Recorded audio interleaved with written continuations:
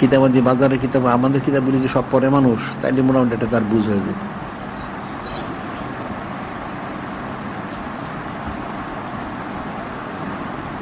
আকিদার জন্য যে মোটামুটি আমাদের অনেকে লেখা হয়েছে, আর তারপরে অতিরিক্ত কিছু জানা না থাকে, জিজ্ঞেস করে জানা নিয়ে লেখা চলে গেল।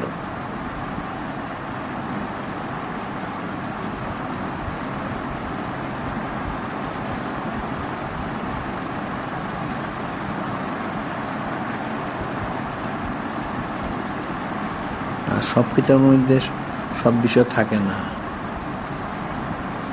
আর সব কিতাবে সবকে গ্রহণযোগ্য না।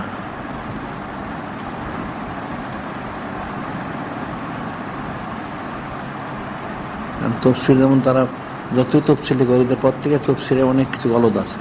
আবার অনেকে নূরে মুজাসসাম হাবিবুল্লাহ হুজুর পাশে অনেক জীবনী মরক লেখছে, অনেক কোটি কোটি লেখা হয়েছে, ওই একই জিনিস, আদব সরাবত নাই।